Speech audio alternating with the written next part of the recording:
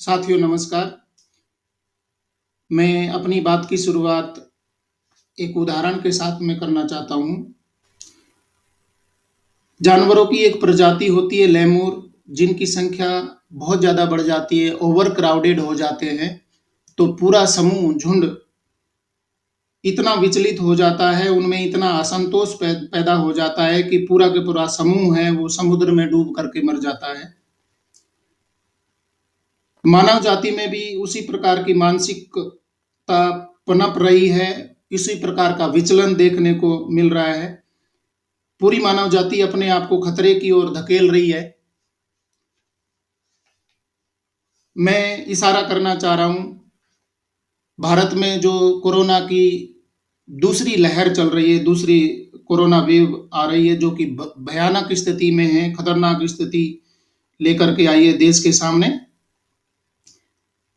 मित्रों, इंसान भी ऐसी अजीब सोच रखता है, जो चीज़ जो जिसका एग्जिस्टेंस नहीं है उसको मानता है और उसके लिए कुछ भी करने को तैयार है, और जो है उसको नहीं मान रहा है। कोरोना बीमारी के बारे में भी इसी तरीके की सोच है कि इंसान है वो मान के ही नहीं चल रहे कि ये इस प्रकार की कोई बीमारी भी है।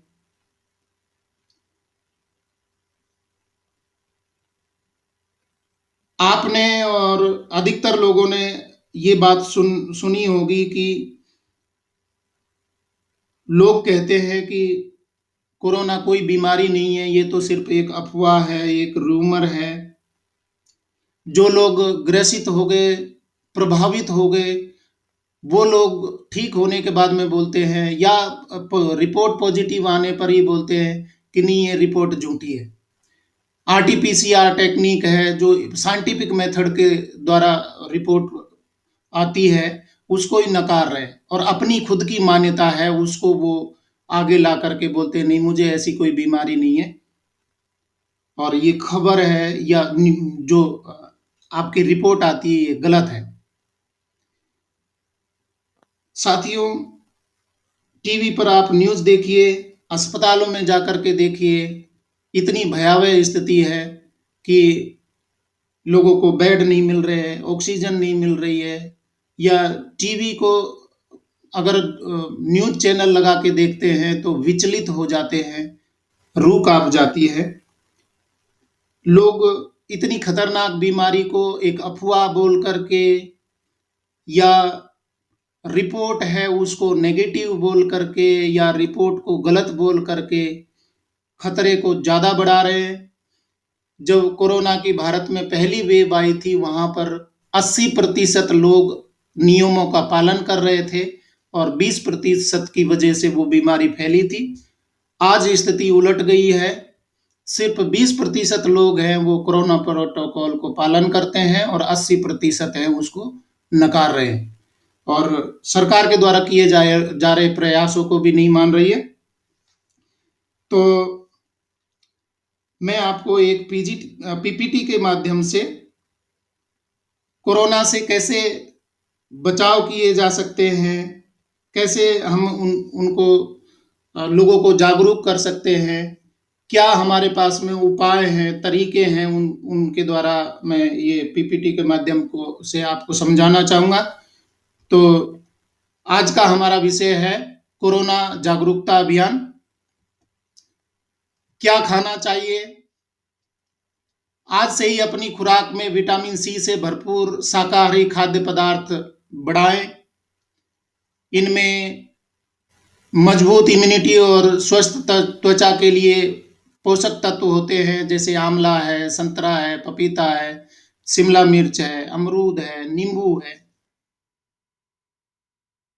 अपने तंत्रिका और प्रतिरक्षा प्रणाली को मजबूत करने के लिए विटामिन बी से भरपूर शाकाहारी भोजन का उचित मात्रा में सेवन करना चाहिए। अखरोट, रागी, अरहर, मूंगफली, केला, फोर्टिफाइड आटा, ये सभी हमें लेने चाहिए। विटामिन बी 9 से भरपूर शाकाहारी खाद्य पदार्थों को भी भोजन में बढ़ाएं, जैसे सोयाबीन है, राजमा, चुकंदर, शिमला मिर्च, दालें, ताजी मटर। कैल्शियम से भरपूर शाकाहारी खाद्य पदार्थ ज़्यादा खाने चाहिए। फालसा, सोयाबीन, ग्वार की फली, कुल्थी, हॉर्स ग्राम, चौलाई के पत्ते, एमेरेंथस, सरसों के पत्ते, जो भी उपलब्ध है बाजार में, शाकाहारी भोजन का सेवन करें, जिससे विटामिन बी 6 भरपूर मात्रा में मिलता है। मसूर की दाल, साबुत मूंग, लहसुन, अदरक, भूरे चावल, मेथी दाना, लोह मतलब आयरन से भरपूर शाकाहारी खाद्य पदार्थ हमारे भोजन में बढ़ने चाहिए। दालें, हरी पत्तीदार सब्जियां, मेवा, नट्स, रेजिन्स, सोयाबीन, फोर्टिफाइड चावल, फोर्टिफाइड आटा। ये तो खाने वाली बात हो गई। अभी क्या करना चाहिए हमें? पैकेज्ड दूध को साफ रखें। दूध वाले से दूध लेते वक्त पर्याप्त दूरी बनाकर रखें और पहले देख लें कि उसने मास्क पहना या नहीं। अगर नहीं पहना है तो उसे पहले मास्क पहनने को कहें। बर्तन में दूध डालने से पहले अपने हाथों को साफ करें। दूध के पैकेट को पानी से अच्छी तरह धोएं। एकदम से पैकेट ना काटें, उसे पहले सूखने दें, अन्यथा पैकेट के बाहर लगा पानी बर्तन में गिरेगा। पैकेट काटें, दूध को बर्तन में डालें और उबालें। तुरंत ही हमें उबालना चाहिए। खाद्य सुरक्षा जरूरी है, हमारे स्वास्थ्य के लिए महत्वपूर्ण है। फार्म से पोर्क तथा खाद्य सुरक्षा बनाए रखने के लिए हम सबकी भूमिका है, जानिए हम घर पर खाद्य सुरक्षा के लिए क्या कर सकते हैं। जो भी सब्जियां हैं उनको साफ करें। कच्चे और पके हुए खाने को अलग रखें। कच्चा जो भी भोज्य पदार्थ है उसको और पके हुए को अलग अलग रखना है। भोजन को ठीक से पकाएं। खाने को सुरक्षित तापमान पर स्टोर करें। फलों और सब्जियों को साफ रखें। इसके साथ में ही कुछ कदम सुरक्षित और स्वस्थ फलों और सब्जियों के लिए धोएं, जैसे फलों सब्जियों और दूसरे पैक्ड सामानों के संपर्क में आने के पहले और बाद में अपने हाथों को धोएं। काटने, पकाने या खाने से पहले सभी फलों सब्जियों और अनपैक्ड फूड को साफ पानी से धोएं और साफ करें। प्री वॉश्ड लेबल वाले फलों और सब्जियों को घर पर दोबारा धोने की जरूरत नहीं होती।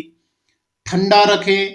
कटे, छिले या पके हुए फलों और सब्जियों को जितनी जल्दी हो सके या 2 घंटे के भीतर रेफ्रिजरेटर में रखें। रेफ्रिजरेटर थर्मामीटर का उपयोग करें ताकि 40 डिग्री फ़ारेनहाइट या नीचे का तापमान सुनिश्चित हो सके। अलग रखना चाहिए। फलों और सब्जियों को कच्चे मांस, पोल्ट्री और सी फूड के साथ या आगे या नीचे रखने की बजाय दूर रखें। इनसे जूस निकल सकता है जिसमें कीटाणु हो सकते हैं।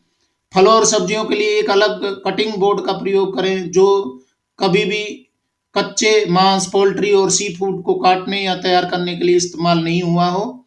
फलों और सब्जियों को तैयार करने से पहले और बाद में कटिंग बोर्ड, काउंटर टॉप और बर्तनों को गर्म साबुन के पानी से धोएं। और आपको क्या करना है? कोविड-19 के दौरान सुरक्षित खरीदारी करनी है। जब भी बाजार, स्टोर जाएं, मास्क, फेस कवर पहनकर जाएं। बाजार, स्टोर जाते वक्त हमेशा अपने साथ अल्कोहल बेस्ड सैनिटाइजर लेकर जाएं, चलें। वो सामान ना खरीदें जिनकी best by expiry date, use by निकल चुकी है। ये ध्यान रखें कि पैकेट में कोई छेद नहीं हो, वो कहीं से भी खुला या फटा हुआ नहीं हो। फूड शॉप के अंदर कुछ बातों का ध्यान रखना है हमें। लाइन में इंतजार करते वक्त और दूसरी पूरी खरीदारी के दौरान सोशल डिस्टेंसिंग का पालन करें। जिस चीज सामान को खरीदना चाहते हो केवल उन्हीं को छुए। दरवाजे के हैंडल, नॉब, काउंटर जैसी आम छुई जाने वाली जगहों को छूने के बाद अल्कोहल वाले सैनिटाइजर का इस्तेमाल करें। अपने मुंह, आंख और नाक को न छुएं। जरूरत पड़ने पर टिश्यू पेपर का इस्तेमाल करें और बाद में उसे सही तरीके से पास रखें कूड़ेदान में डालें। अगर आपने दस्ताने पहने हुए हैं तब भी अपने चेहरे या मास्क को ना छुए। दस्ताने पहने हुए भी किसी भी सरफेस को छूने के बाद सैनिटाइजर इस्तेमाल करें। अगर मीट खरीद रहे हो तो चिल्ड फ्रोजन मीट किसी भी ऑनलाइन ऐप से ही लें, अन्यथा लाइसेंस्ड रिटेल दुकान से ही खरीदें। दुकान में रेफ्रिजरेटेड कैबिनेट में ही मीट डिस्प्ले होना चाहिए। खरीदे हुए सामान को अपने थैले टोकरी में रखें। बाजार से घर जाते वक्त खरीदे हुए सामान को अपने शरीर से दूर रखें। पैसों की भुगतान के लिए कैशलेस और संपर्क रहित तरीके इस्तेमाल करें।